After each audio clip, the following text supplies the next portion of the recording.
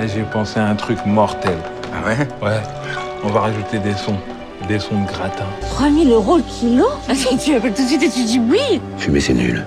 Ça fait tousser. Parle avec un représentant de l'État. Moi, je suis pas dans les magouilles. C'était votre sœur. Ne la juge pas, tu ne la connais pas, t'es déjà occupé à la juger. C'est toi qui fais la loi maintenant. Je fais pas la loi, moi, non. Moi, je suis dans la diplomatie, moi. Quel vœu souhaitez-vous que j'exauce? Qu'est-ce que votre cœur désire le plus? Bien dormi? Comme un bébé. Et vous? Comme un homme. J'aimerais assister au cours. Nous vous octroyons 45 secondes d'avance. Vous voulez un whisky? Ou juste un doigt. Vous voulez pas un whisky d'abord? Is it okay with you?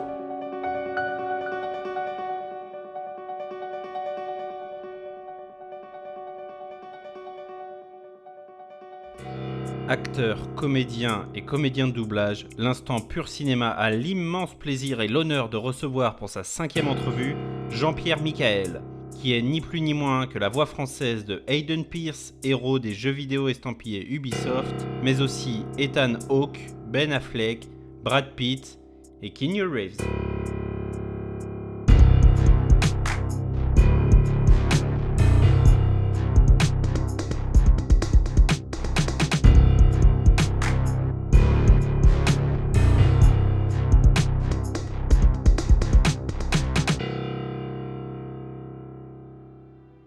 Avant toute chose, Jean-Pierre, bonjour, comment ça va? Bonjour, super bien, merci.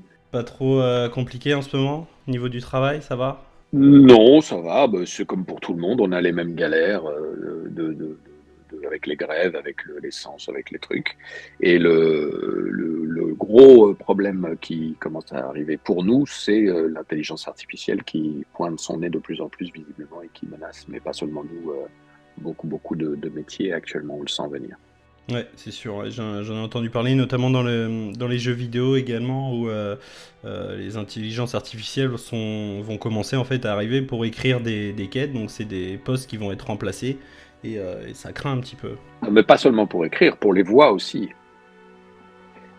sur beaucoup de personnages. Et je ne parle pas que des voix, entre guillemets, parce que derrière nous, il y a des studios, il y a des comptables, des chargés de prod, des auteurs, des détecteurs, et il n'y a pas que la branche de notre métier, il y a tous les avocats, les médecins, les trucs, donc il y a une grosse révolution là en ce moment sociétale qui va être compliquée à digérer, donc on va voir comment ça va se passer.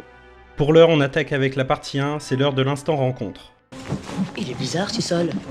Il est pas palpable. C'est par où? Bonjour.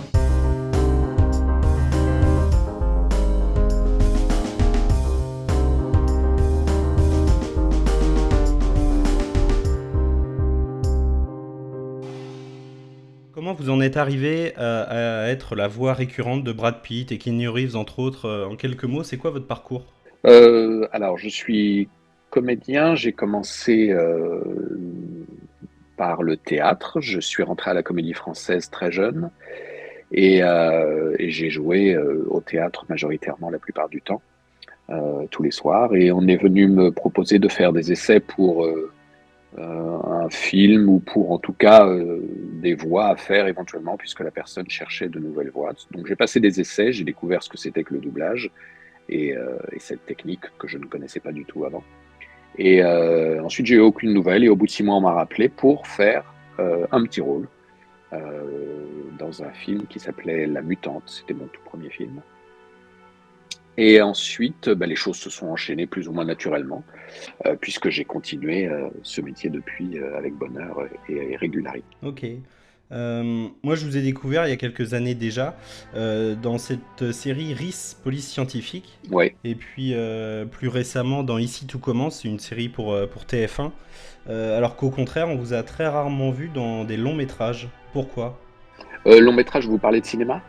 Oui, c'est ça, en tant qu'acteur, vraiment. Alors, pourquoi? Parce que c'est un métier bizarrement très sectaire, où les gens qui font de la télé ne sont pas bienvenus souvent au cinéma et c'est très difficile de pouvoir circuler entre tous. J'ai déjà la chance, moi, de pouvoir circuler entre le doublage, la pub, le théâtre, la télé. Mais c'est vrai que le cinéma, j'ai passé des castings quelques fois, mais ça n'a jamais fonctionné. Et ensuite, vous êtes catalogué acteur télé, donc vous avez de plus en plus de mal à avoir ce genre d'aventure. On va pouvoir passer à la seconde partie, c'est l'heure de la partie 2, c'est l'instant réminiscence. Le roi répudie la reine, la vieille épouse le perroquet, César devient roi. Je l'épouse et me voilà reine.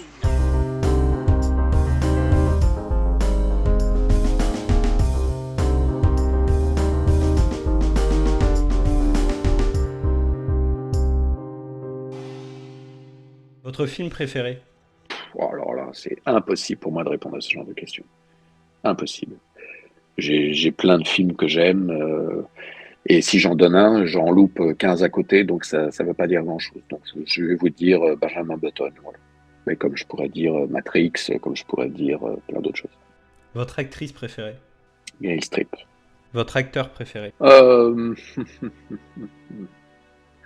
Brad Pitt, je crois, aujourd'hui. Vos dernières larmes au cinéma, c'était pour quel film? Voilà, c'était pour un dessin animé sûrement à la con. Je pleure à peu près à chaque film où ils essayent de me faire pleurer, je suis très bon client. Donc j'ai aucun problème là-dessus. Mais je ne me souviens pas, puisqu'il y en a tellement que je suis très facile là-dessus. Votre dernier film vu au cinéma, c'était lequel? Alors, le dernier film vu au cinéma, c'était Les Chemins Noirs. Sur Les Chemins Noirs. Avec Jean Dujardin. Ouais. Qui est sorti, j'ai été le premier jour parce que j'aime bien Jean et j'aime bien Tesson et je voulais voir ce que ça donnait. J'ai passé un très bon moment. C'est pas un film accessible à tous, c'est une sorte de voyage, mais c'est très beau. Ouais, il paraît en plus qu'il y a des beaux paysages et c'est vachement profond comme film. C'est plus que des beaux paysages. Ouais. Moi j'ai découvert des choses que je ne connaissais pas en France et que ça m'a vraiment donné envie de partir, de bouger, et de faire autre chose que notre vie de tous les jours, quoi. Donc c'est ce que je demande au cinéma, c'est que ça me bouscule et ça me permet de voir autre chose et de rêver à autre chose. Votre dernier coup de cœur au cinéma, c'était lequel? Ça. Et sinon, juste avant, Babylone, que j'ai beaucoup aimé. Ouais, moi pour le coup, je l'ai vu 2 fois. Déjà j'ai vraiment adoré, j'y suis allé 2 fois au cinéma parce que tout, en fait, principalement la musique. Moi, la musique dans le film, et je l'écoute quasiment tous les jours. Mais même voilà, le rôle de Brad Pitt, Margot Robbie, c'est vraiment, vraiment excellent dans le film. Très beau film, très émouvant d'ailleurs, puisqu'on parlait de larmes aussi. Il y a quelque chose là-dessus qui, pour nous, les acteurs ou les gens de cette société du spectacle, entre guillemets, est très dur et très violent et en même temps très vrai dans ce film. Complètement, puis ce côté, comme ce qui est dit dans le film, en fait, de participer à quelque chose de plus grand, quoi. Se dire que on a fait partie de ça et que ça va perdurer encore pendant des dizaines et des dizaines d'années. C'est un très beau message. C'est juste. Votre plat préféré? Oh, les spaghettis carbonara. Classique. La vraie carbonara ou la carbonara française? Mais non, la vraie. Sans crème, sans oignon, sans la vraie. Avec le guanciale et pecorino. Si, eh oui. Non, on plaisante pas. Magnifique. Comment occupez-vous votre temps libre, si tant est que vous en ayez encore Je fais de la musique et je fais beaucoup de trucs sur Internet, des sites web, des trucs comme ça. Votre meilleur souvenir de doublage? J'en ai pas. J'en ai tellement que ça revient à être incapable de les choisir. Donc, je peux pas vous dire. Le dernier, Babylone, était magnifique. Voilà, tout dépend de l'aventure et du film que j'ai la chance de doubler. Donc, c'est impossible à dire. Le meilleur, il n'y en a pas parce qu'il y en a tellement j'ai eu la chance quand même de participer à vraiment des très beaux films. Donc, beaucoup de belles aventures, quoi. Et celles d'il y a 20 ans sont aussi fortes que celles d'aujourd'hui. Donc, c'est bien. Ouais, ça m'étonne pas. J'avais Stéphane Gaudin en interview il y a quelques mois et qui me disait lui aussi que sur à chaque fois ses doublages, en fait, chaque nouveau doublage, c'était son meilleur souvenir parce qu'à chaque fois, c'est une nouvelle aventure, une nouvelle histoire et à chaque fois, ça reste profondément ancré en lui. Bah oui. Et puis, ça nous accompagne dans nos vies de tous les jours. Donc, j'en ai fait pas mal. Et c'est vrai qu'en choisir un parmi tous veut rien dire là-dessus, malheureusement. La dernière, le choix impossible, Keanu Reeves ou Brad Pitt? Brad Pitt. Brad Pitt. Là, je parle d'acteur à acteur, pour sa finesse de jeu d'acteur, ses choix d'acteur et sa sensibilité. Ok, très bien. Ce qui ne veut pas dire que je n'aime pas Keanu Reeves, au contraire. Non, bien sûr. S'il faut choisir, c'est... Voilà. On va pouvoir enchaîner avec la troisième partie, c'est la partie 3, c'est l'instant présent. Je compte 5, 4, 3, 2, 1, et à 0, paf! Je lui explose la tête comme une pastèque. Il dit 5, 4, 3, 0 et après, paf, pastèque. Je sais, c'est un peu décousu. Moi, je vous retranscris ça pêle-mêle aussi.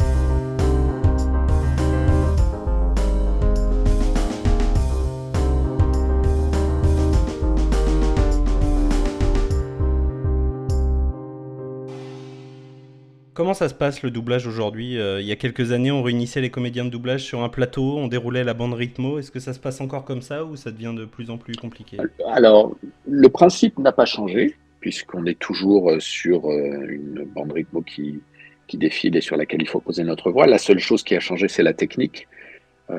Et maintenant, les choses vont de plus en plus vite. On est dans du digital, donc c'est immédiat. On passe d'une boucle à une autre, d'un épisode à un autre en 30 secondes.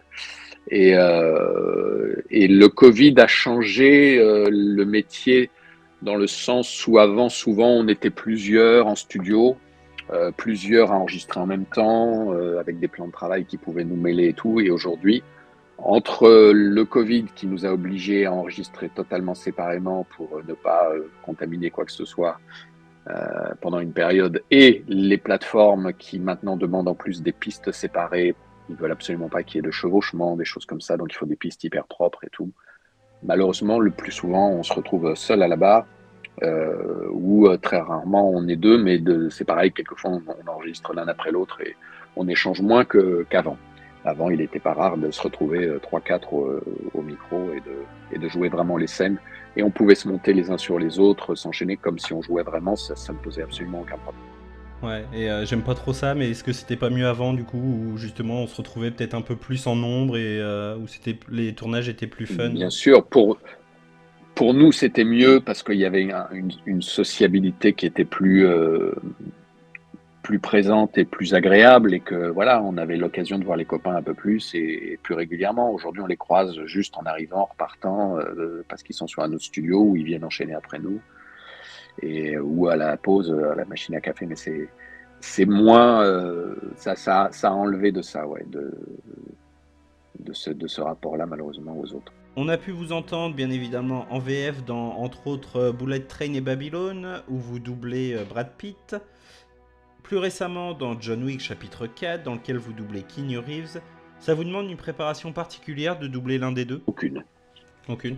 Je ne sais pas, parce que je n'ai pas le droit souvent de voir le film en amont. Donc je découvre le film, ou alors là j'avais eu la chance pour Babylone, on m'avait fait une projection privée, mais on a des conditions de travail qui sont plus difficiles que vous quand vous voyez le film, parce qu'on a le truc qui n'est pas fini, avec une image en général noir et blanc ou très dégradée, pour des questions de piratage et tout ça. Donc c'est pas un kiff génial de voir Babylone sur un petit écran avec 3 barres dans tous les sens et tout, puisque c'est vraiment un film de cinéma. Et donc voilà, il n'y a pas de préparation autre que de savoir de quoi on parle, et le directeur artistique qui est sur le plateau et qui nous accueille est là pour nous expliquer tout ça, et ensuite on découvre, comme vous le découvrez au cinéma, mais on prend le temps ensuite de faire, refaire, regarder, etc. Vous avez quand même toujours une image pour vous accompagner, pour voir un petit peu quelles sont les actions, ou ça devient de plus en plus rare aussi? Alors on a une image, mais une image pas terminée, ouais, pas finie, et quelquefois pour des questions anti-piratage, on n'a qu'une partie de l'image. Ah ouais. C'est-à-dire qu'on peut très bien se retrouver avec une image totalement noire et juste un truc qui s'ouvre pour montrer la bouche du mec qui parle et qui se referme dès qu'il a fini de parler, quoi. Oh, quelle horreur. C'est pas très drôle, ça, ouais. Parce que du coup, on ne sait pas à qui il parle, on ne sait pas dans quel décor il est, on ne voit pas ce qui se passe autour, etc. Et ça, c'est franchement des conditions pas agréables pour nous, parce qu'on ne peut pas donner le maximum sans comprendre les choses. Et c'est malheureusement quelque chose qui nous manque. Alors, ça va un petit peu mieux en ce moment, je crois que comme les studios se protègent un peu plus, ils laissent un petit peu plus de latitude de travail, mais c'est vrai que ça manque un peu, ça. Ok. Est-ce que vous avez des projets de prévus dont vous pouvez parler? En doublage? En doublage, ouais, ou en tant que comédien? Ben, j'en ai quelques-uns, mais dont je ne peux absolument pas parler à cause des ce qu'on appelle les NDA. Mm-hmm. Et pour l'instant, tournage, non, je viens de terminer. Un truc pour Netflix dont je ne peux pas parler non plus. Okay. Et au théâtre, pas de projet théâtre pour l'instant. D'accord, ok. Eh ben, on va pouvoir passer à la 4e partie, c'est l'instant jeu. C'est la piquette, Jack! Tu sais pas jouer, Jack! T'es mauvais!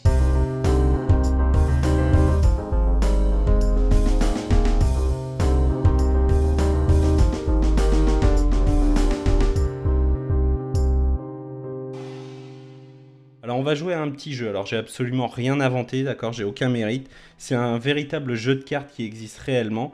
C'est très simple. Enfin, en tout cas, les règles le sont.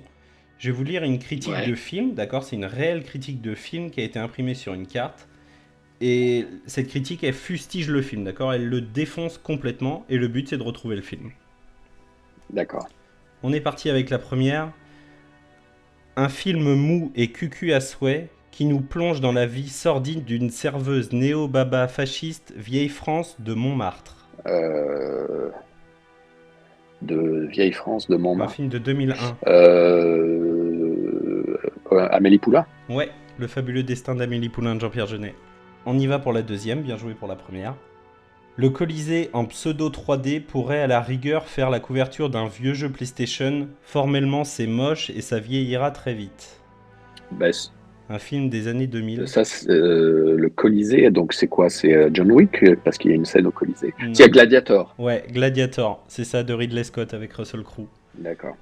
Et on peut voir qu'il s'est trompé, hein, parce que ça a quand même vieilli très bien, moi je trouve. J'ai revu le film. Mais c'est des vraies critiques, ça? Oui, c'est des vraies critiques de films qui ont été trouvées sur Internet et retranscrites sur des cartes. Ouais. Oh là là, ils doivent avoir mal, les mecs, là. Ouais, non mais complètement, ouais.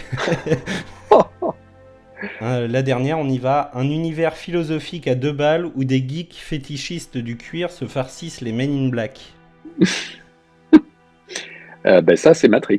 Ouais, c'est ça, Matrix de 1999 avec les sœurs Wachowski et Keanu Reeves, évidemment. C'est ça. Le mec, il a vraiment rien vu venir dans la révolution cinématographique que ce film a apporté. C'est quand même hallucinant. Ouais, carrément. Ils sont forts, les critiques. Moi, j'ai vraiment un problème avec les critiques, que ce soit au théâtre, au cinéma. C'est que les gens, déjà, ne savent absolument pas de quoi ils parlent, puisqu'ils n'en ont jamais fait eux-mêmes. Et ils se permettent des choses alors quand on connaît ce que c'est, la difficulté que c'est de monter un film, de l'écrire, de le réaliser, de le jouer, c'est des aventures, de le produire. Je veux dire, c'est pas rien. Hein. Et les branleurs comme ça, devant leur clavier, qui se permettent de descendre et de dire des choses. Même si les choses sont pas bonnes, ça ne veut rien dire de les descendre comme ça, quoi. Ouais, c'est ça, surtout de ne jamais trouver de positif, en fait, parce que quoi qu'il arrive... Moi, je sais que j'adore les films et j'adore en parler, mais j'ai énormément de mal à trouver un film mauvais, parce que je trouve toujours un moyen de voir quelque chose qui me plaît, ou de trouver quelque chose qui me plaît dans le film, que ce soit du doublage, que ce soit visuellement, que ce soit... Je trouve toujours quelque chose de positif à dire, et c'est vrai que j'ai énormément de mal à descendre un film comme ça, je comprends pas comment c'est possible. Bah oui, surtout qu'on peut se dire, bon bah ouais, ça a essayé, ça fonctionne pas, d'accord, parce que ceci, cela, mais d'ici à cracher sur les choses au point de les détruire, c'est puéril. Et bien on en a fini, 3 sur 3, bien joué. Merci. Et il est déjà l'heure de se quitter, on va passer à l'ultime partie, c'est la partie 5, c'est l'instant remerciement. Merci. Merci. Faut écouter.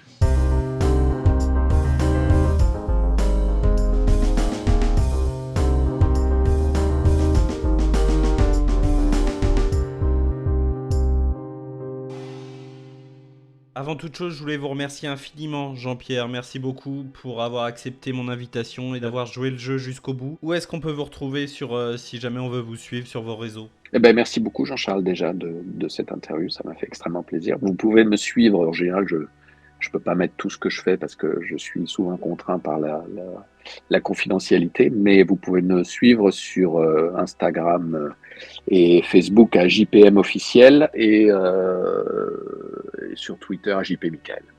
Et en tout cas, on a pu retrouver votre voix très dernièrement, très récemment, dans John Wick chapitre 4, qui est actuellement encore et toujours au cinéma. Moi, je sais que j'ai vu le film et je me suis régalé. Vraiment, ça dure quasiment 3 heures, mais c'est vachement bien fait, c'est hyper bien filmé, visuellement c'est assez incroyable, et c'est, en plus de ça, on va pas se mentir, hyper bien chorégraphié, notamment les scènes de combat. Et ça cartonne, je crois que les gens sont très contents, et c'était pas évident au bout du 4e de renouveler un peu le truc, et je crois que les gens ont aimé beaucoup. Des chorégraphies de dingue, et c'est là aussi un travail énorme qu'ils ont accompli, et magnifique. Bon, faut aimer le défouraillage, hein, mais bon. Je sais pas, je crois qu'il y en a qui ont compté, je sais pas combien ils en tuent sur cet épisode-là. Mais... Oui, tout à fait. Je crois que Un j'ai bon vu paquet. ça sur Allociné. Et ça monte crescendo. Dans le premier épisode, il en tue moins d'une centaine. Et là, il est rendu à plus de 170, je crois, dans le dernier. C'est ça. Bref, en tout cas, une énième fois, merci beaucoup Jean-Pierre d'avoir accepté mon invitation. Je vous souhaite tout le meilleur pour la suite. On continuera de vous suivre avec très grand plaisir. Et je vous dis à très bientôt. Merci beaucoup Jean-Charles. Et bien vous aussi, à bientôt. Au revoir.